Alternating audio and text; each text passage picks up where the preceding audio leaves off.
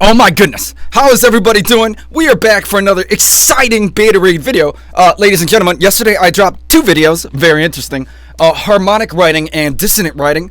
Go ahead, feel free to check those out. This should be amazing. Okay, so today something very interesting. We don't actually have a full beta read. What this is probably going to end up is somewhat of a critique because, ladies and gentlemen, I believe this is actually already published. The Power of Words. Ooh, something us authors must take into consideration every single day. So, with that being said, let's get some plugs out of the way. Just get this doing. Michael Romasanta, 5-star beta reader, 4-time published author, editor, ghostwriter. Oh my goodness. And ready, let's get some books in place. Oh my goodness, Not Every Star in the Night. That's my second book. Feel free to check that out. Link will be in the description. Bright Dreadful Sun. So nice, so beautiful. And of course, first book, Yamikage. Oh my goodness. Library edition. Ladies and gentlemen, go pick up and support your local authors.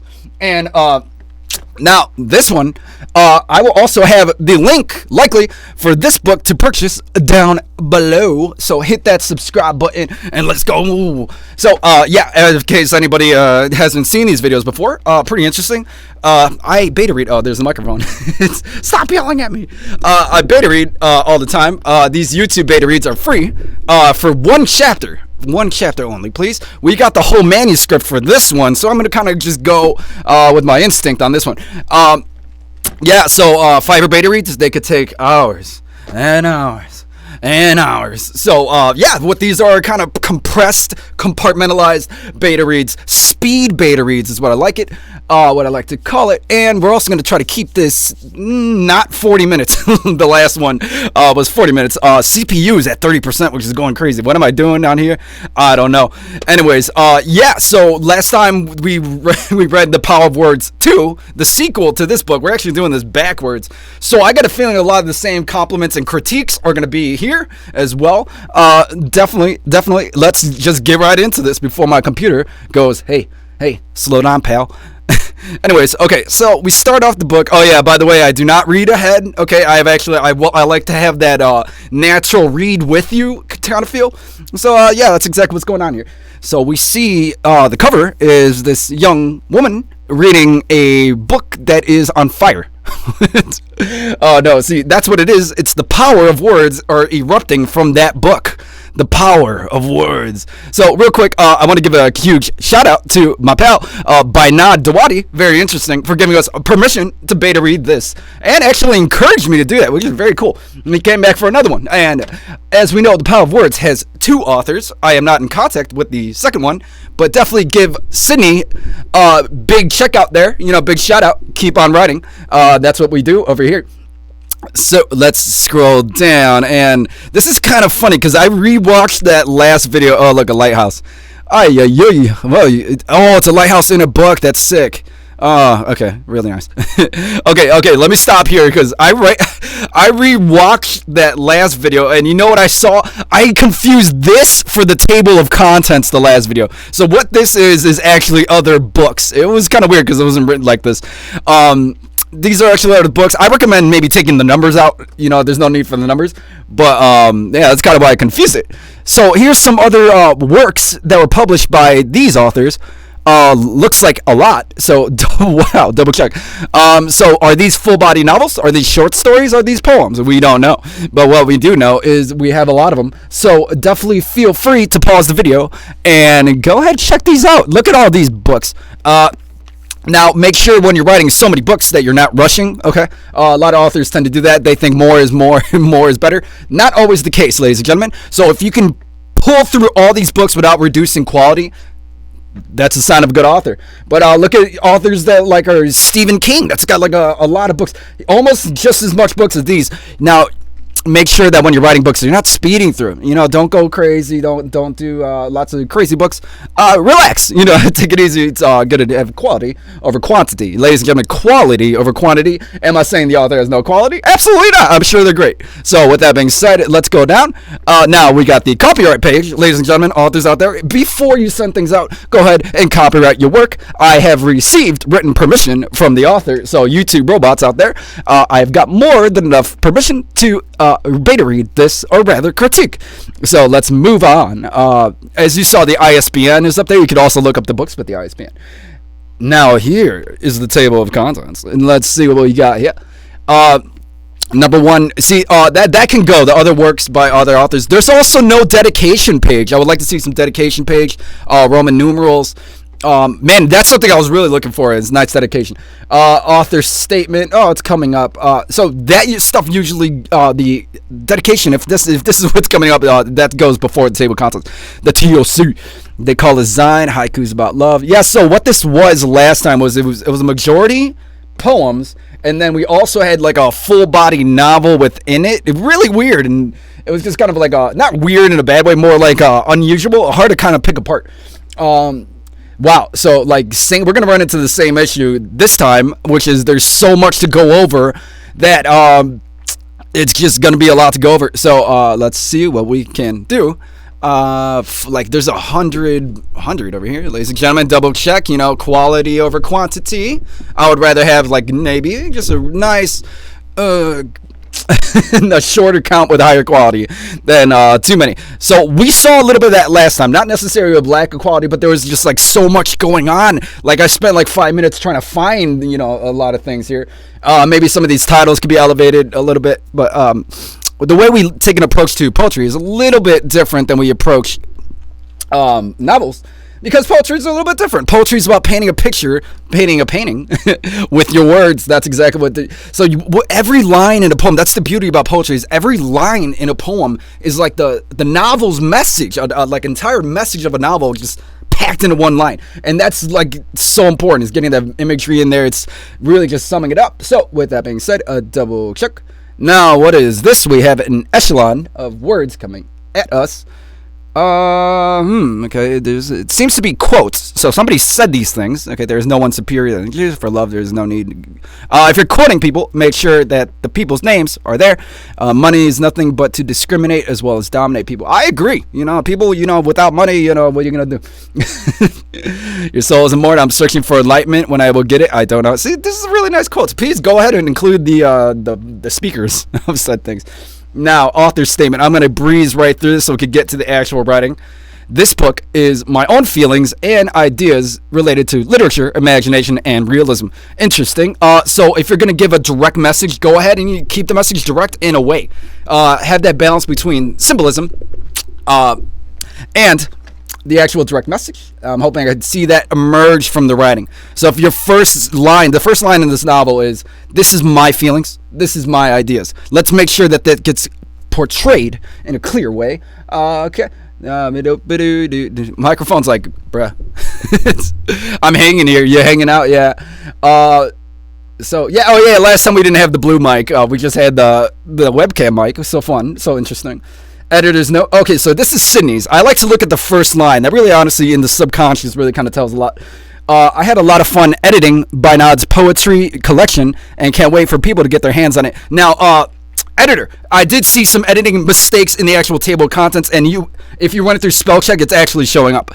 So double check that. Also, the emoji doesn't need to be there. Emoji, look at that. Right there is a spelling error right there at the top of the page. Y'all see that? So editor, go ahead, and a simple spell check can fix a lot of these problems.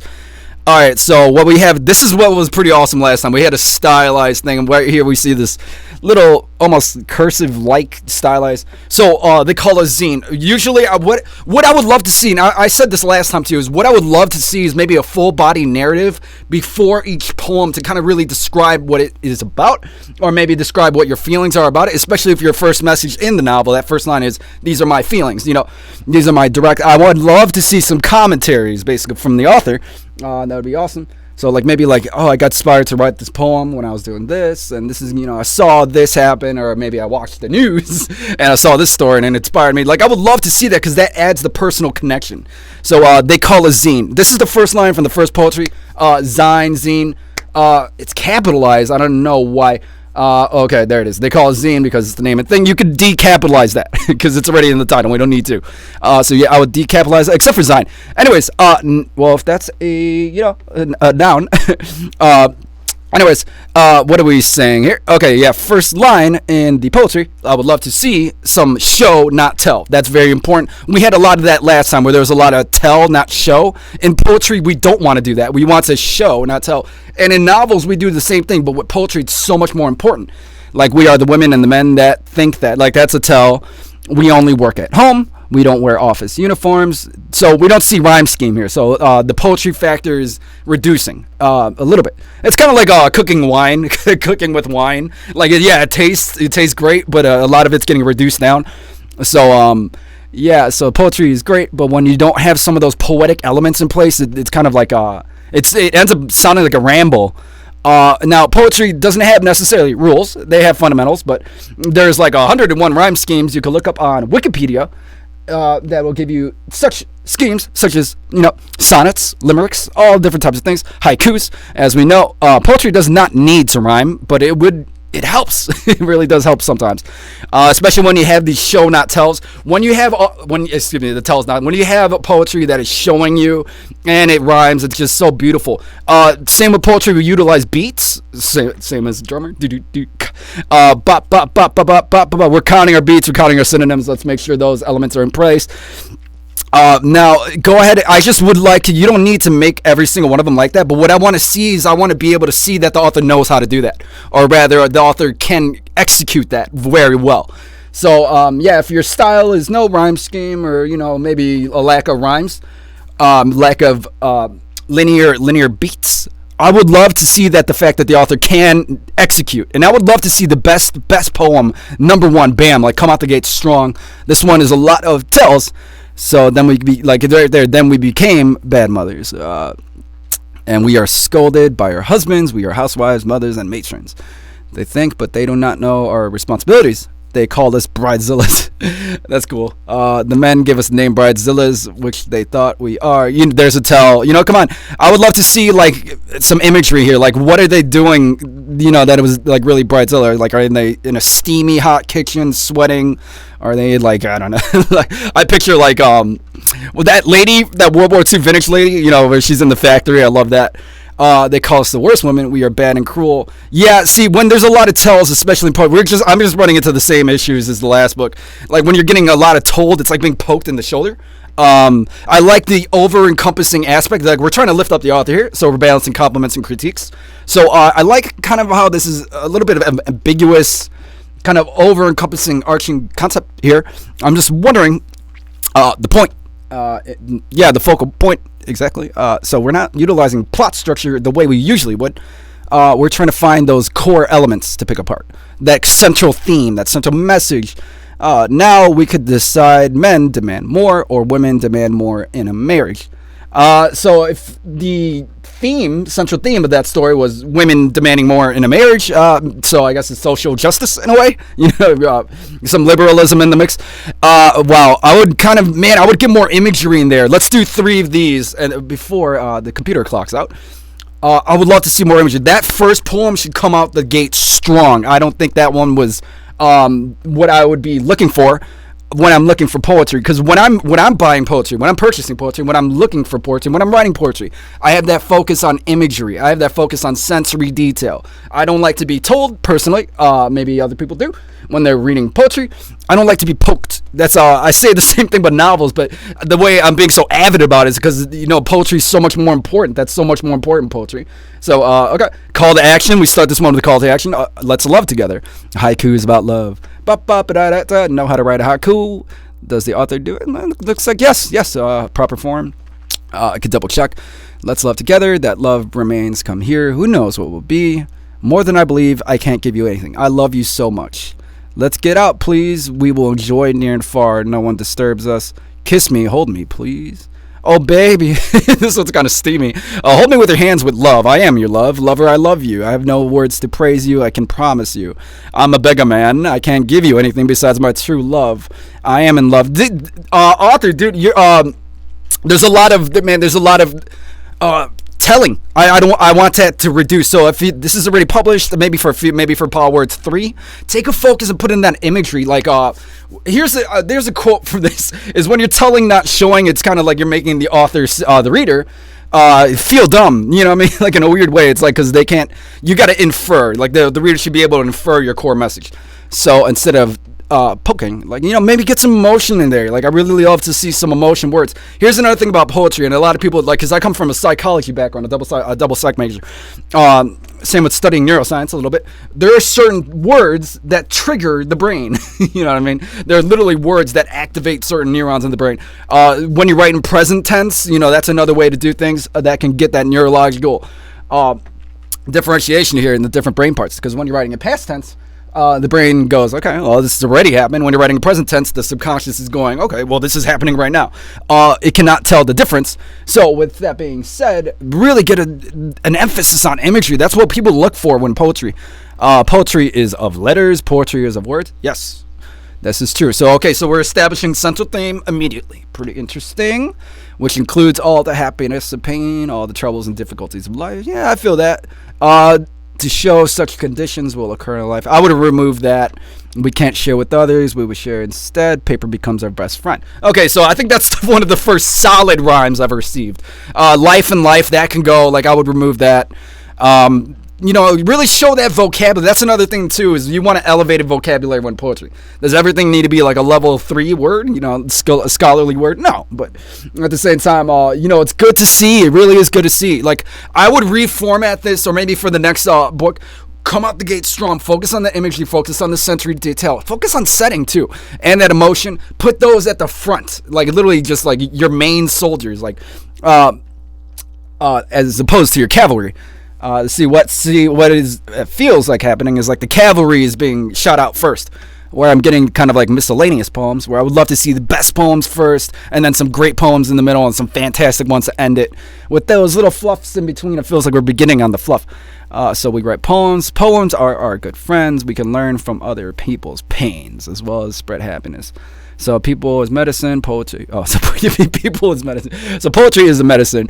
Poetry is the key to treasure. Poetry is a game of words. Oh my goodness, that is sick. Okay, so see, here's some a good elevated word, the metaphysical. So that can imply so many different things, etheric concepts even. So I would love to see more of that elevated vocabulary. Now, when I critique and beta read novels, there's a focus on also not having too much of that. You know what I mean? Sometimes the authors like to flex their vocabulary.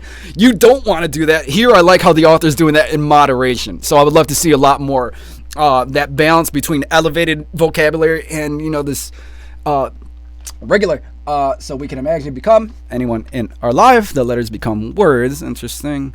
Words become a voice. Our voices are in each letter. Like, I would love to see some great rhyme scheme. Like, for this one, I saw like 2 mono rhymes together. I want to see poetry that can rhyme. Like, what we're seeing here is a style kind of like Paradise Lost. I said that last time.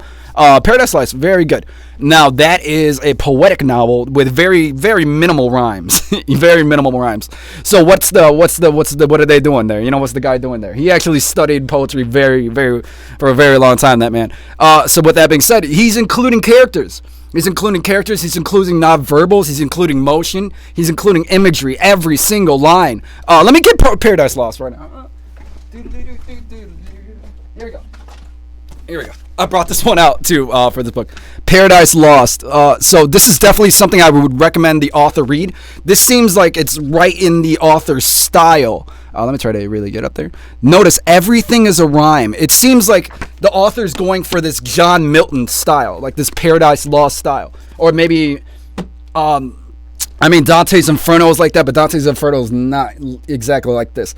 It's more of a stripped down version of what this writing style could be. I see what the author's going for a little bit. I just really wish there was like some more imagery, some more sensory detail. Like, because you read Paradise Lost, see how he does it every single line, and it's the exact same style where it's more ambiguous, it's not everything needs to rhyme, it's none of that. It's literally this exact same style, but with a central theme, and that central theme does not deviate. Here, the central theme was the first line in this novel, which is, this is my thoughts, this is my imagination, this is what I'm portraying. So now this book is interesting because it said Sydney only edited it. Last time I was under the impression that she wrote some. Wow. So we usually do 1 chapters here. Let's get down to the end. Let's go to these core landmarks. Let's go see how things are in the middle, and then we'll go to the end. Oh, okay. Oh, I like rabbits. Rabbits are a big friend of mine. I love rabbits, and let's see, I love rabbits. So one of my favorite animals. So yeah, the friendship of Radum, tortoise, ant, and lion. Okay, so this is something good. This is a title that I would love to read. Like that one stuck out immediately. Notice, like you can even rewatch the video how my eyes just went bing. I want that one because it seems like there's so much things you can infer right from that title. There's a double conjunction. You can even see editor. I would remove that. You don't need the double and the and is capitalized.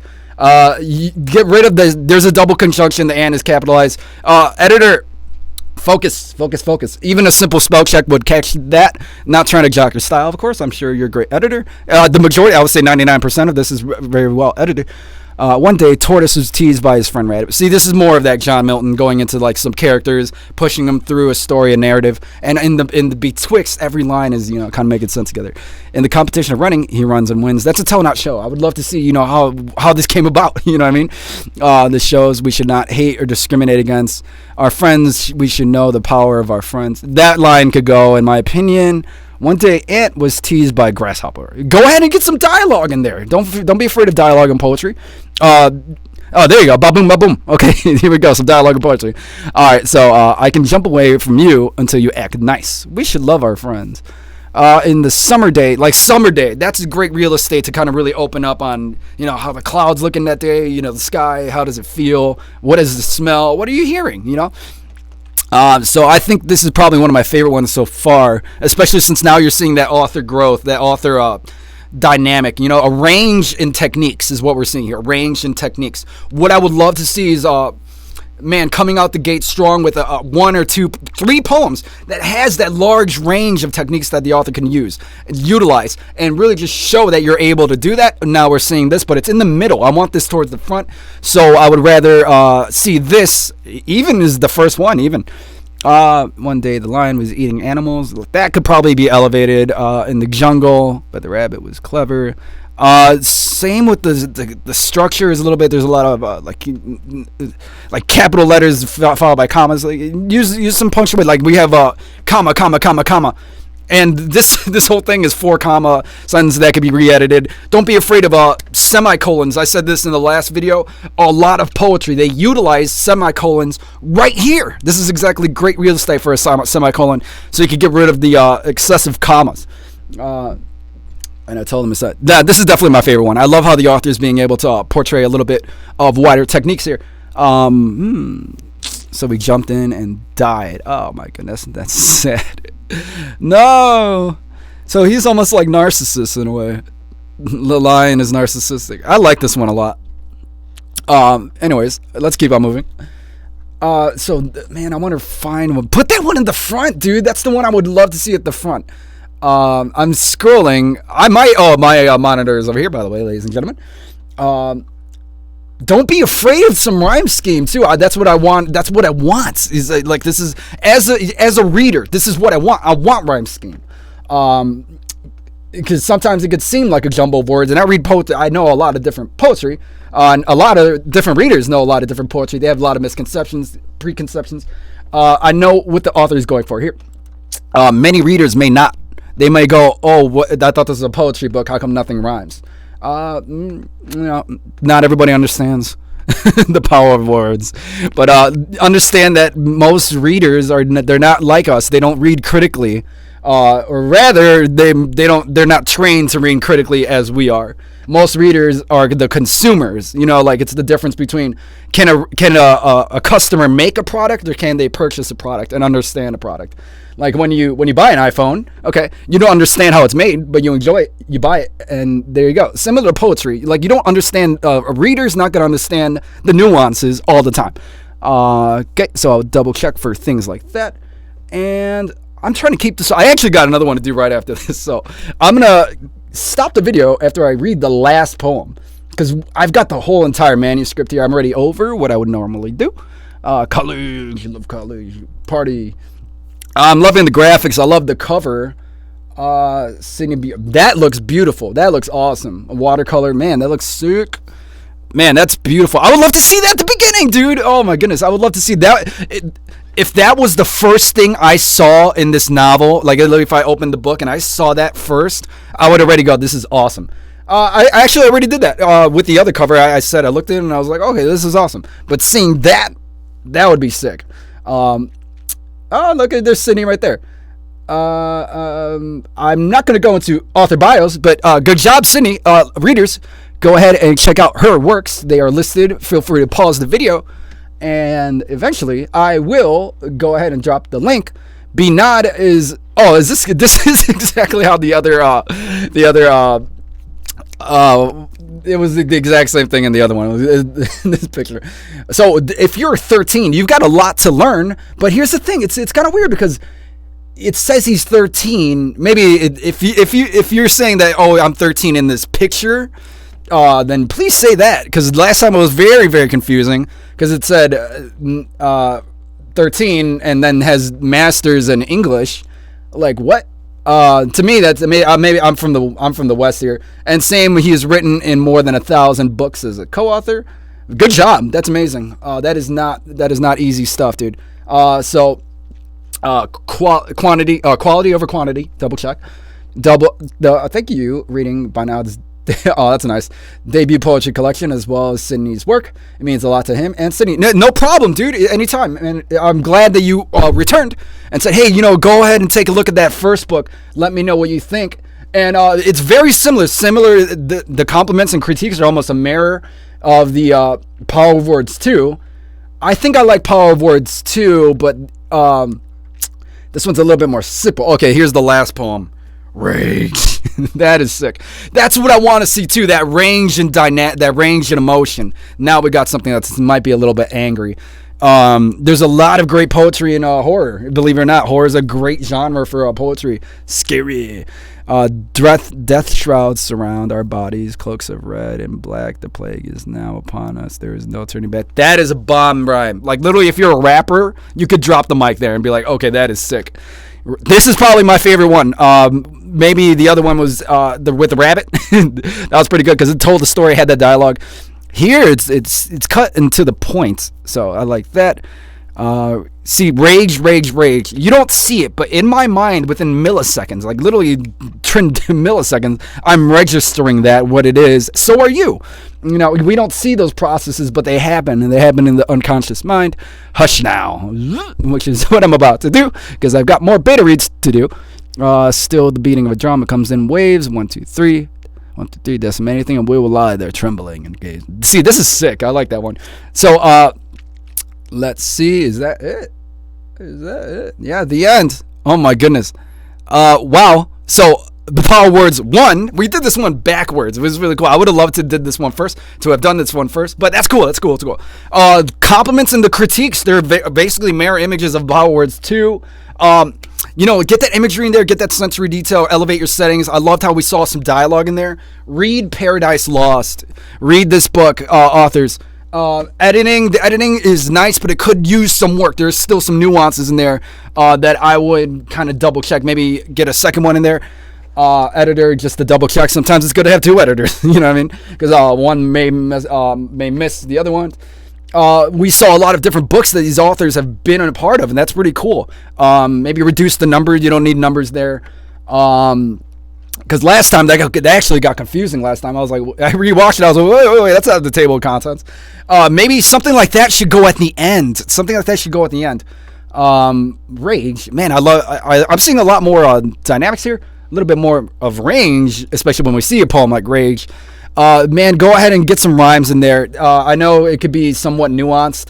I would love to see it because, put yourself in the reader's shoes, some of them, they really want to see that rhyme scheme. Like, here's the thing, dude. If I see this, I could see this is really nice. But if I could see that the author knows how to execute these great rhyme schemes, like at least if I can see that they know how to do it, or at least they can execute it well, then that makes me have a lot more reader loyalty, if that makes sense. It makes me go, okay, this author is great. His writing style is mainly this way, but he can execute the limericks. Like, we saw haikus in there, really good. But if you could, like, Shakespearean sonnet, go ahead and go on Wikipedia and look up all these different rhyme schemes. Go ahead and do that, because that's what I was looking for this whole time.